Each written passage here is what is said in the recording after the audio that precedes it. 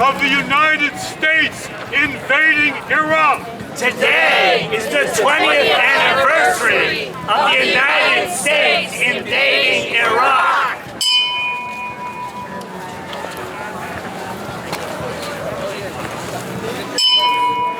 100,000 soldiers have died, and 200,000 civilians have died. 100,000 soldiers have died, and 200,000 civilians have died.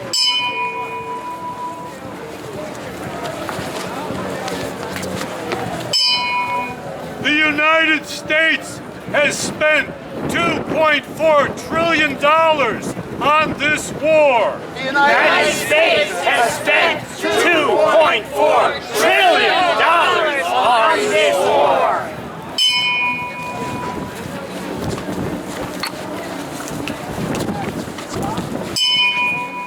When will we learn that life is more precious than money and power? When will we learn that life is more precious than money and power?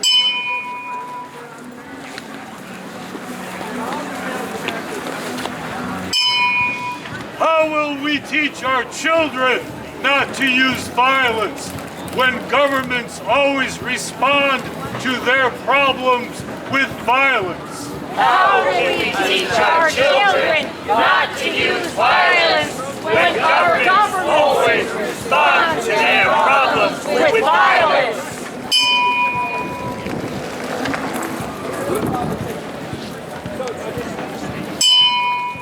How can we end this cycle of violence? How can we end this cycle of violence? If we do not face this issue, we will all die.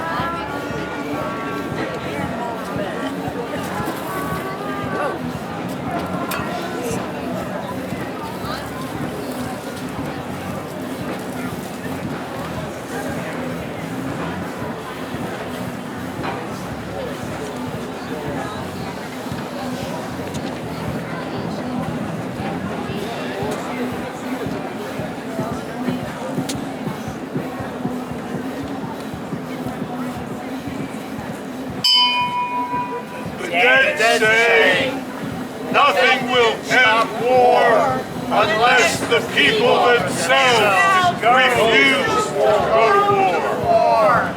The dead say what I really learned in the army is how to be a pacifist. The dead say Our deaths are not ours, they are yours. The dead say, stop the madness! Stop the madness. Stop the madness.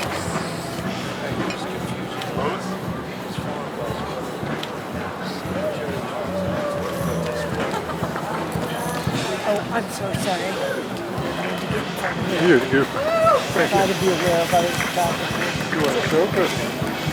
When's your birthday? January 18, 1946.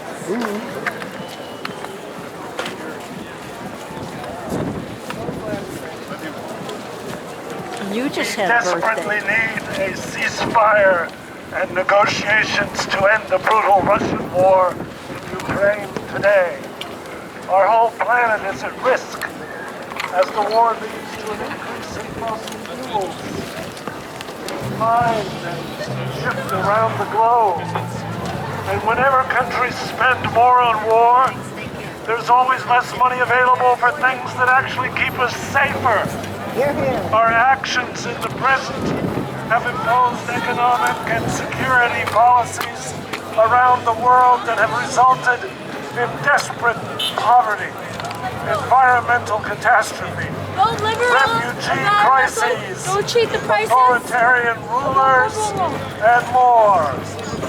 We need a ceasefire to interrupt this warring madness. We need a ceasefire in every war being fought around the world. The fragile ceasefire in Yemen is barely holding. We need ceasefires in Sudan, in South Sudan, in Somalia, in Mali, in Myanmar, in Iraq and beyond. In many of these wars, we can see the impact in complicated ways where U.S. arms are being used by both sides. We need ceasefires everywhere. The U.S. alone has spent $21 trillion on war. Money we have not invested in affordable housing, green infrastructure, healthcare, education, labor rights, and living wages. The cost of war is too high. We need ceasefires everywhere. Nearly 1 million people have died in the post-9/11 wars. 38 million people have been displaced by war, forced to flee their homes and communities to try to make a life somewhere else. Militarism is central to all of the interconnected injustices that we fight against. Military spending diverts funds away from desperately needed social programs, from health care to child care, from jobs to sustainable energy, from elder care to education, and more. We need a ceasefire. We are passing a budget that includes more money for the war economy than ever in history. A spending package that does not include living wages for the more than 55 million poor and low-wage workers in this country. It does not include health care for the more than 87 million people without health care or underinsured. We need a ceasefire. This year's military budget will top $858 billion. Just a small percentage of that money could provide living wages for every American, could provide health care for every American, could provide child care. And in a country so rich that we waste hundreds of billions of dollars, we still have tens of millions of children living in poverty, going to sleep hungry. This does not have to be. We need a ceasefire everywhere. We need a ceasefire for the people of Ukraine. We need a ceasefire for the poor and hurting people around the world, wherever there's war and violence. Whether that war and violence is because of greed, or lust for power, or racism, or anti-Semitism, or Islamophobia, or homophobia, we need a ceasefire. We need a ceasefire right now. We are facing the most serious threat of nuclear annihilation in 60 years, and that's incredibly dangerous for flawed human beings to have that kind of power. War can no longer be imagined as a negative good, a necessary evil to prevent some greater harm. The destructiveness of modern weapons totally rules out the possibility of war achieving a negative good. If humanity has a right to survive, then we must find an alternative to war and destruction. We need a ceasefire in order to make an honest assessment of where we are. If we can put our weapons down for just one night, then maybe we could put them down for one tomorrow. If we could put them down for one tomorrow, maybe we could put them down for 1 week. And if we could put them down for 1 week, maybe we could put them down for 1 month. And if we could put them down for 1 month, maybe we could put them down for 1 year and study war no more.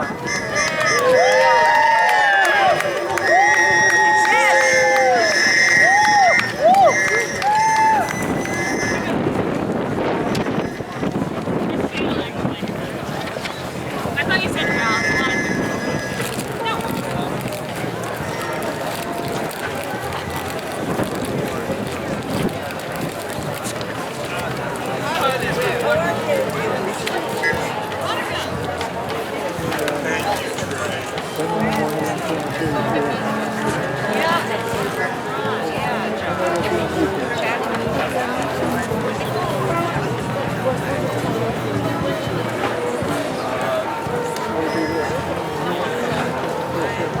John, you want me to hold